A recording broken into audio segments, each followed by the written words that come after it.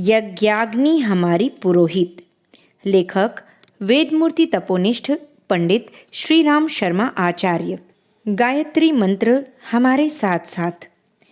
ओम भूर्भुवः स्वः तत्सवितुर्वरेण्यं भर्गो देवस्य धीमहि धियो यो नः प्रचोदयात्।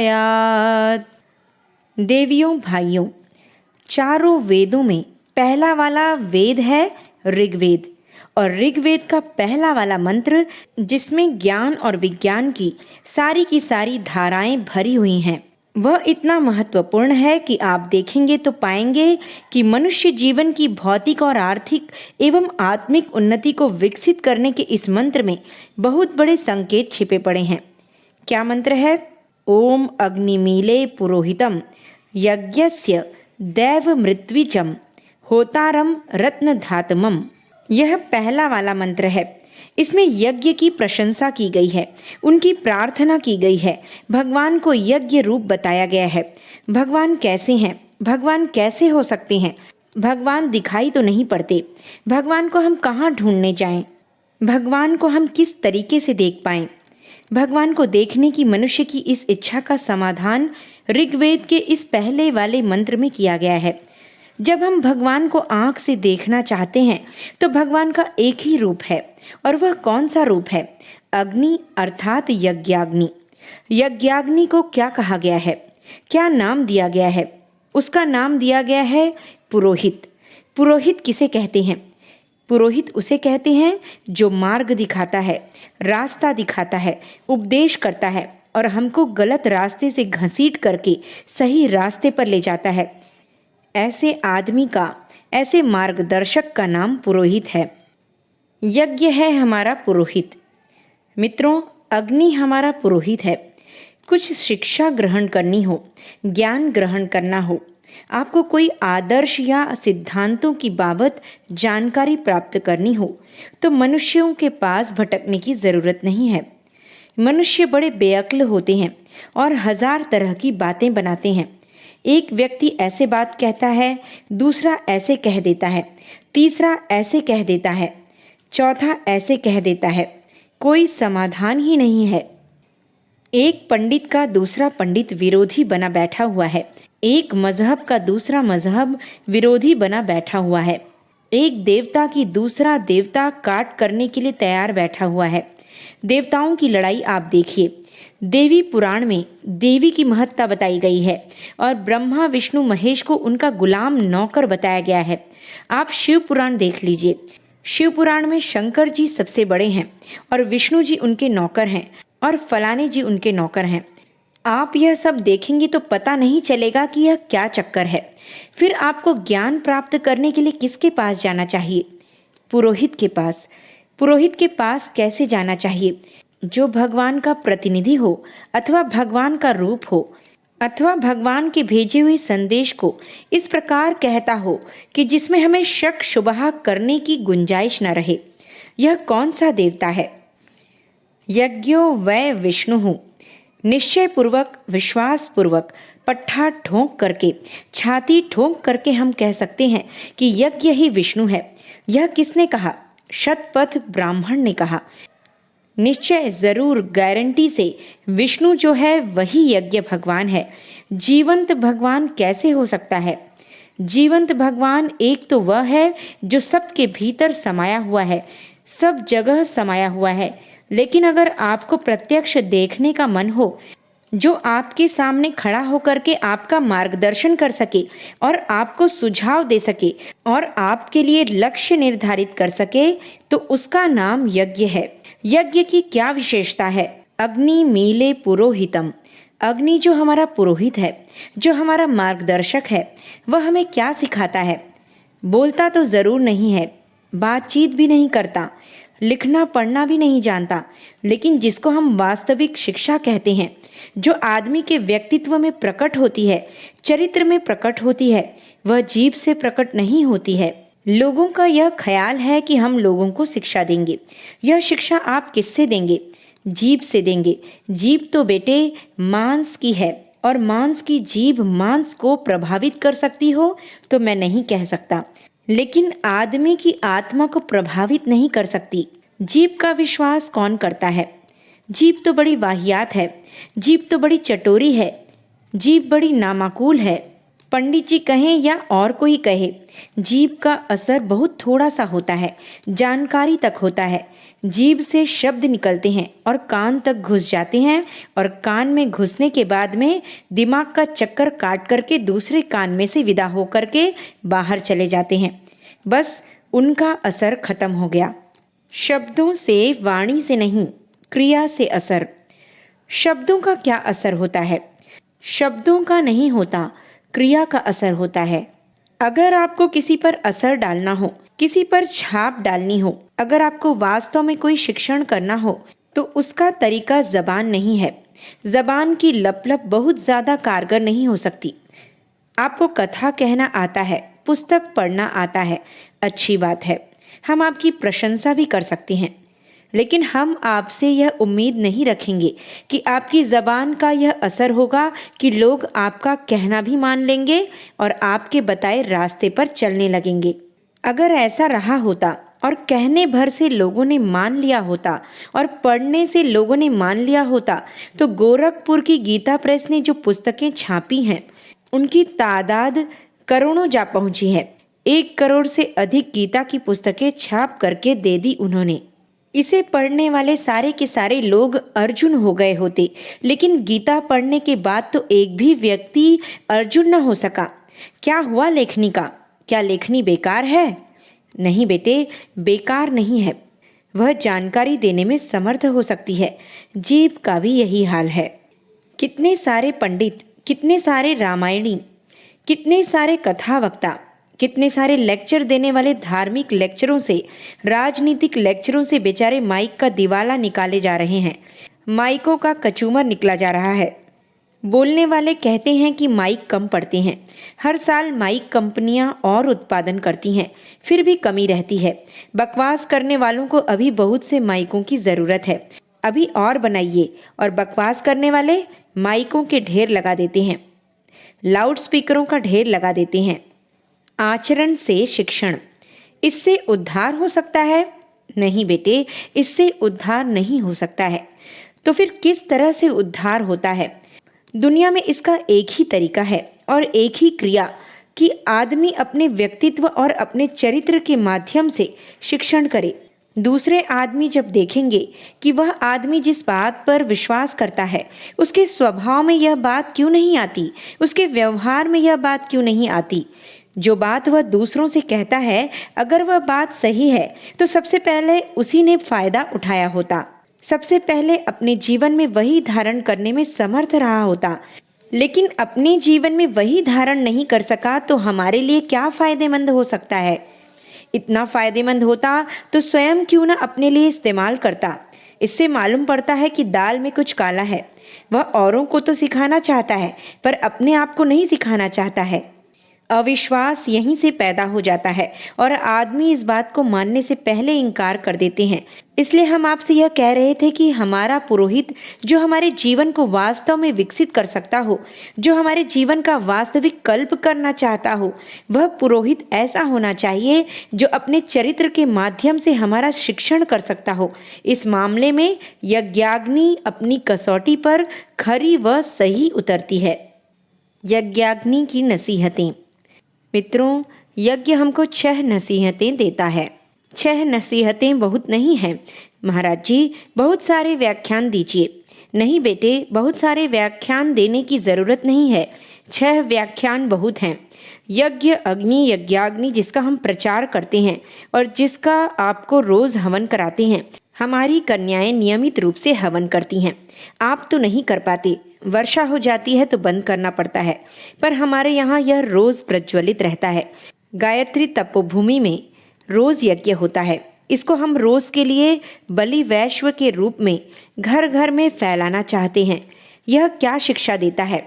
6 नसीहतें देता है, जिन्हें यदि आप जीवन में उतार लें तो आपका बेड़ा पार हो सकता है।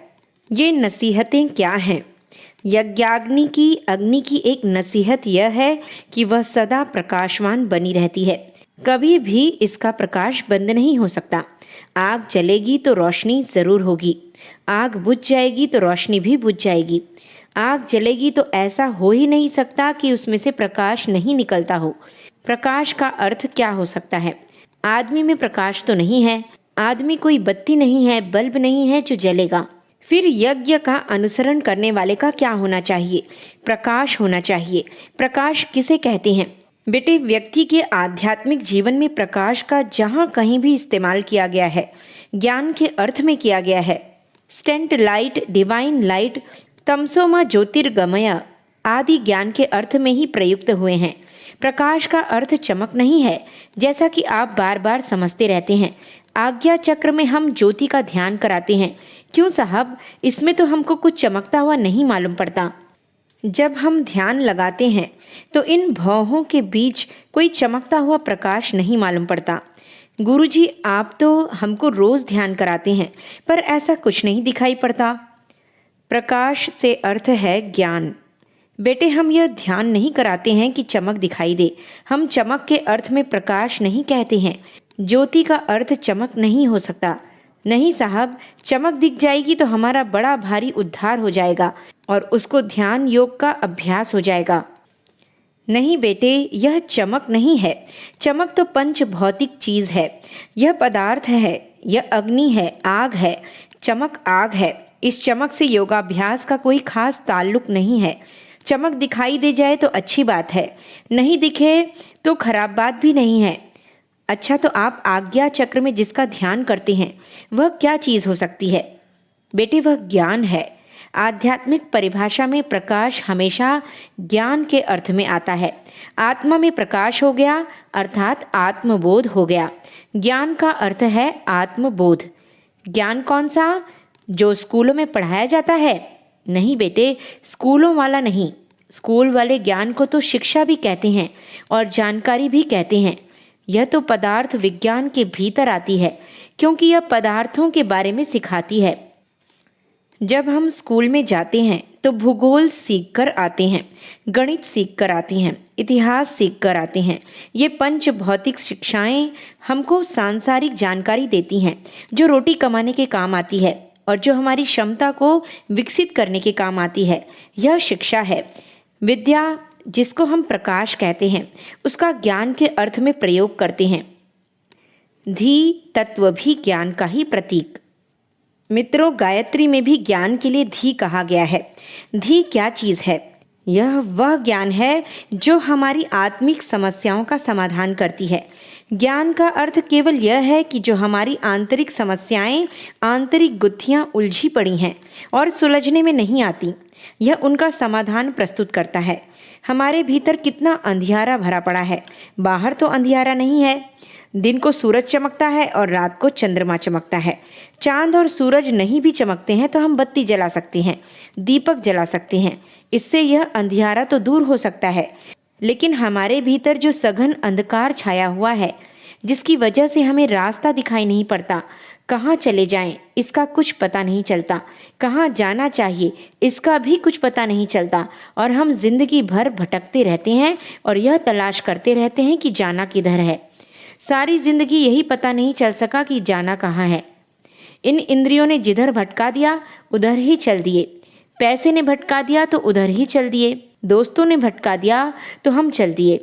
सारे जीवन में भटकन ही भटकन हमारे हिस्से में आई है, परंतु हमको कोई रास्ता न दिख सका जिसको देख करके हमको वस्तु स्थिति का पता चल जाता, जिससे ज्ञान हो जाता और वास्तविकता की जानकारी हो जाती।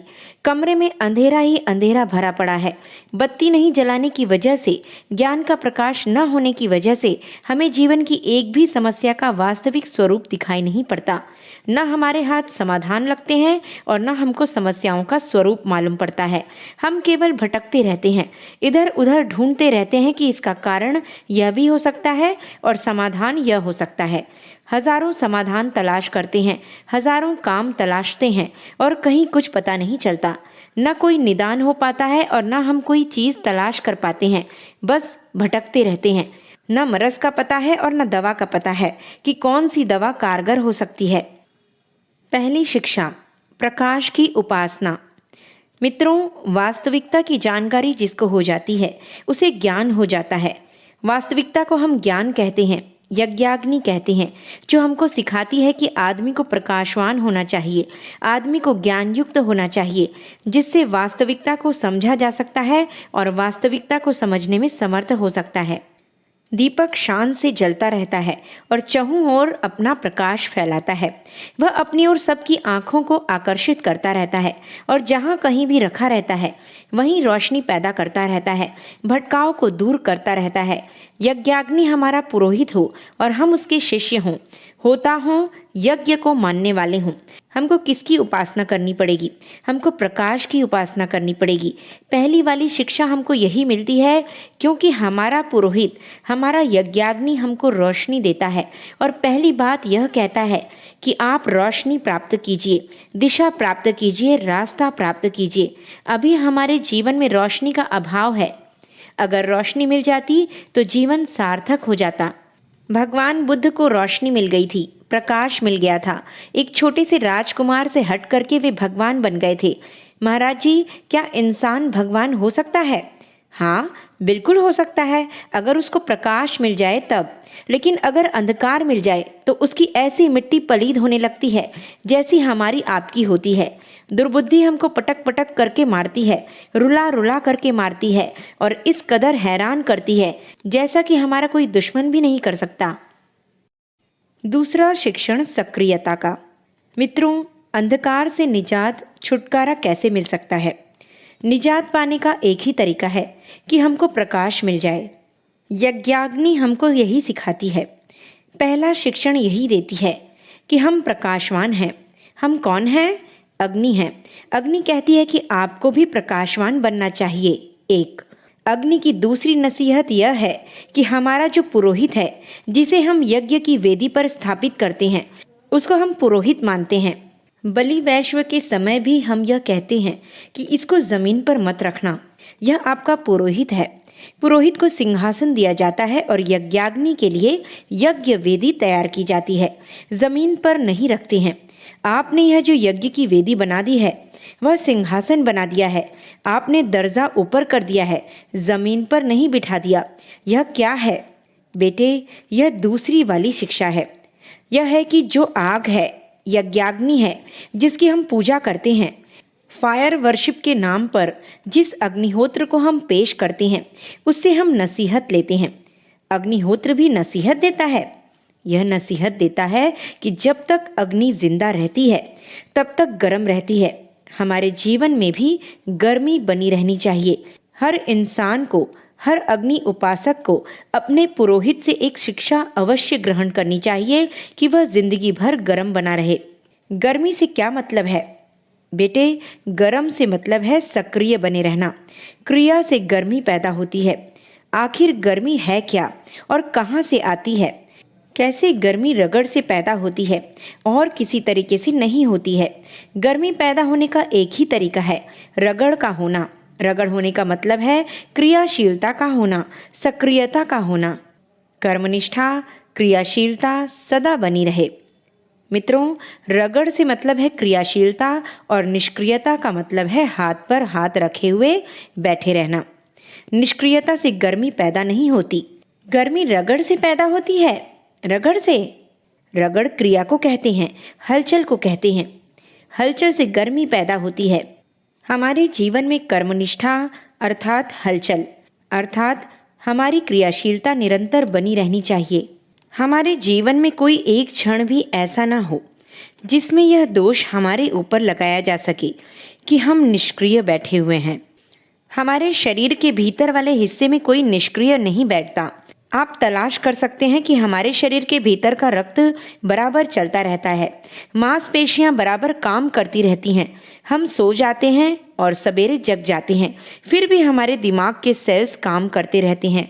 भाई साहब, आप सो गए हैं, ठीक है, लेकिन आपका दिमाग काम कर रहा है, वह सपने देख रहा है। सपने देखने के अलावा यह शरीर पर कंट्रोल करता है। आप समझते हैं कि हमारा सिस्टम हृदय से काम करता है? नहीं, हृदय से काम नहीं करता। इसका कंट्रोल ऑफिस दिमाग में है। सोते समय भी रात भर दिमाग कंट्रोल करता है, आपको पता भी नहीं चलता और आप करवट बदल लेते हैं। रात को थकान हो जाती है, एक करवट में पड़े पड़े शरीर दुखने लगता है। इससे क्या हो जाता है? दिमाग को सब पता रहता है, वह हुक्म देता है कि करवट बदल लीजिए। पैर पर पैर रखकर सो गए और एक पैर पर दूसरे पैर का दबाव पड़ रहा है। हमारा दिमाग देखता है कि यदि यह दबाव ज़्यादा देर तक पड़ता रहा तो खून का दौरा कम पड़ जाएगा। इसलिए वह हुक्म देता है कि इस पैर को इधर रखना चाहिए, करवट बदलना चाहिए। आपकी जानकारी के बिना यह सब अपने आप होता रहता है। सतत काम छुट्टी का नाम नहीं। मित्रों, हमारा दिमाग बराबर काम करता रहता है। काम करने से वह कभी रुक नहीं सकता। सूरज बराबर काम करता है, बंद हो जाएगा? नहीं बेटे, एक सेकंड के लिए भी उसे छुट्टी नहीं है। धरती को जब से ब्रह्मा जी ने बनाया था, उस दिन से लेकर के जब तक इस धरती की मौत आएगी, तब तक एक दिन की भी छुट्टी नहीं मिलने वाली है। हमको जीवन में छुट्टी नहीं मिलती और आदमी को भी कभी छुट्टी नहीं मिलनी चाहिए। बहुत सारे डिपार्टमेंट्स ऐसे हैं जिनमें कभी छुट्टी नहीं मिलती। नहीं साहब, हर एक को साप्ताहिक छुट्टी मिलती है। नहीं बेटे, कितने ही डिपार्टमेंट ऐसे हैं जिनको कभी छुट्टी नहीं मिलती। किसको नहीं मिलती?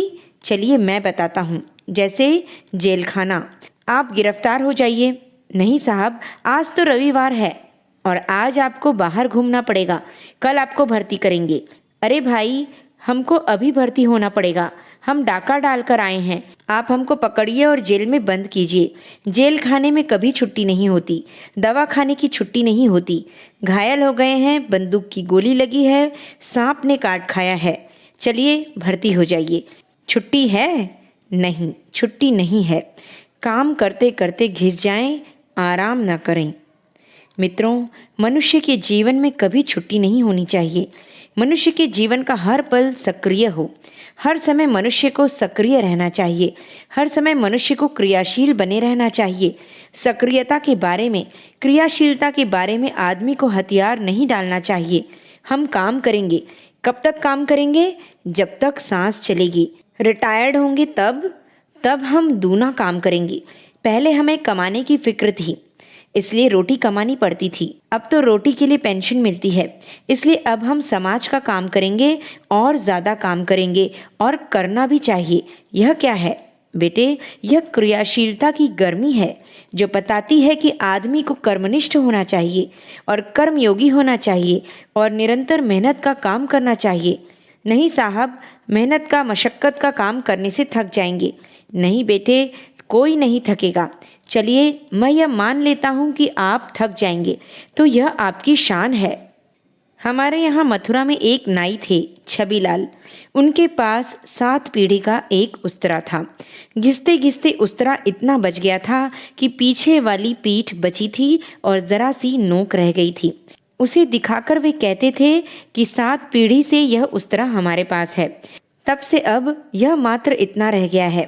नाम मात्र की नोक रह गई थी उस जंग खाए हुए उस्तरे में।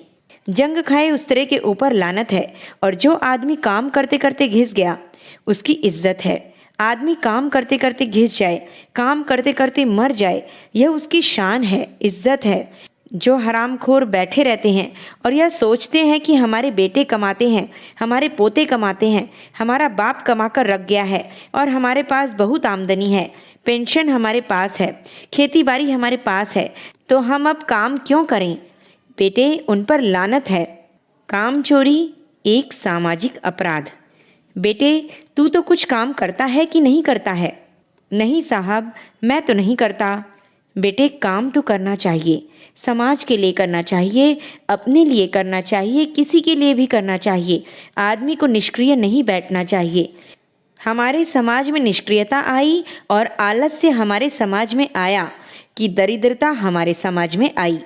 अपने समाज में हर आदमी इस बात की शान समझता है कि हमको निष्क्रिय बैठने को मौका मिले और हमको काम न करना पड़े। जिसके पास कड़े काम हैं, मेहनत के काम हैं, उनसे वह भागना चाहता है। कड़े काम से आदमी भागता है। हमारे देश के पिछड़ेपन की, दरिद्रता की यही निशानी है। काम का सम्मान कम कर दिया गया है। काम का सम्मान कम कर देने से समाज में कैसी आफत आ गई, आपको दिखाई नहीं पड़ती। जो व्यक्ति काम नहीं करते उन्हें बड़ा आदमी माना गया, और जो व्यक्ति रात दिन काम करते हैं, पसीना बहाते हैं, उन्हें छोटे वर्ग का कहा गया है और अलग कर दिया गया, क्योंकि ये श्रमिक हैं, मजदूर हैं। हमारे देश का दुर्भाग्य यहीं से शुरू होता है। हमारे देश की दरिद्रता यहीं से शुरू होती है। हमने अपनी बेटी का विवाह करने का विचार किया और यह तलाश किया कि हमारी बेटी ऐसे घर में जानी चाहिए जहां पलंग पर बैठ करके राज्य किया करे। इसका क्या मतलब है? यह कि हम चाहते हैं कि हमारी बेटी जहां कहीं भी जाए उसे काम न करना पड़े। फिर कौन काम करे?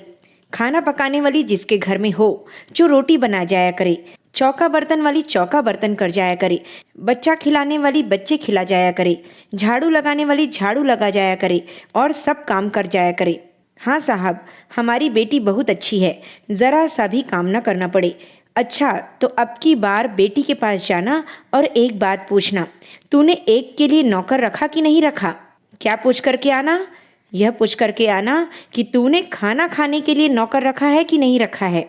बेटी खाना खाएगी तो मुंह चलाएगी, इससे तेरे दांत घिस जाएंगे, इसलिए नौकरानी रख ले। वह तेरे बदले का खाना खा लिया करेगी, चाय पी लिया करेगी। चुप बदमाश कहीं के, हरामखोरी की बात करता है। प्रकृति आपसे बदला लेगी। मित्रों, जहाँ कहीं भी देखिए, हर आदमी काम से, मेहनत से जान छुड़ाना चाहता है, बिना मशक्क़त के रहना चाहता है। मशक्क़त से जान छुड़ाएंगे तो मैं एक बात कहूँगा कि मशक्क़त के दबाव से तो आप बच सकते हैं, लेकिन इसका जो बदला आपको चुकाना पड़ेगा, बीमारी के रूप में चुकाना पड़ेगा। यह ध्यान रखना।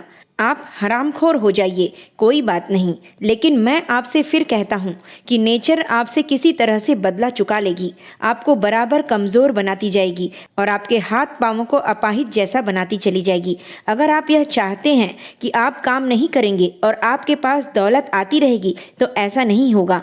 दौलत खत्म हो जाएगी और आपके पास अक्ल आएगी? नहीं, अक्ल भी चली जाएगी। अक्ल रहेगी? नहीं, निकम्मे आदमियों की अक्ल चली जाती है। निठल्ले आदमियों के पास, बैठने वालों के पास बैठी रह जाती है। जो आदमी बैठा रहता है उसका भाग्य भी बैठा रहता है, जो आदमी सोता रहता है उसका भाग्य भी सोता रहता है, और जो आदमी सीधा तनकर खड़ा हो जाता है उसका भाग्य भी तनकर खड़ा हो जाता है। जो आदमी चलना शुरू कर देता है उसका भाग्य भी चलना शुरू कर देता है। मैं आपसे यही कह रहा था कि हमारा पुरोहित यही सिखाता है कि मानव समाज में हमें सक्रियता की परंपरा कायम रखनी चाहिए। हर आदमी को अपने तरीके से काम करना चाहिए। बुढ़ा है तो बुढ़े के तरीके से काम करे, जवान है तो जवान के तरीके से काम करे। नहीं साहब, हम तो सास हैं। सास हैं तो माताजी आप सास के ढंग से काम कीजिए। आप बैठी क्यों रहती हैं? सास को भी काम करना चाहिए। नहीं, हमारी बहू आ गई है तो वह रोटी खाती है, आप रोटी क्यों खाती हैं? बेटे, हर आदमी की शान, हर आदमी की इज्जत होनी चाहिए। हर आदमी को गर्व गौरव होना चाहिए कि वह क्रियाशील है। क्रियाशीलता हमारी अग्नि की शिक्षा है, गर्मी हमारी अग्नि की शिक्षा है। रोशनी और गर्मी हमारे पुरोहित के दो शानदार शिक्षक हैं। इन्हें जीवन का अंग बनाना चाहिए। बेटे, अग्नि हमें एक शिक्षा और देती है। अग्नि में हम जो कुछ भी डालते हैं वह अग्नि बनता जाता है। अग्नि सबको अपना जैसा बनाती जाती है। हमें भी अग्नि की तरह प्रकाशवान और गर्म अर्थात सक्रिय बनना चाहिए। हमारे संपर्क में जो भी आए उन्हें भी अपने जैसा गुणवान बनाने का प्रयत्न करना चाहिए।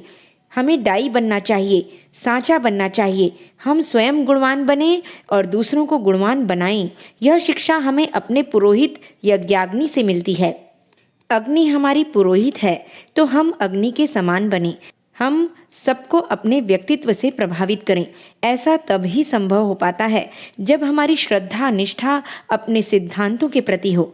जब शैतान अपने व्यक्तित्व से प्रभावित कर दूसरों को शैतान बना सकता है, तो हम सज्जन व्यक्ति दूसरों को सज्जन क्यों नहीं बना सकते हैं? बना सकते हैं, लेकिन उसके लिए अपने सिद्धांतों के प्रति पूरा विश्वास और निष्ठा होना चाहिए।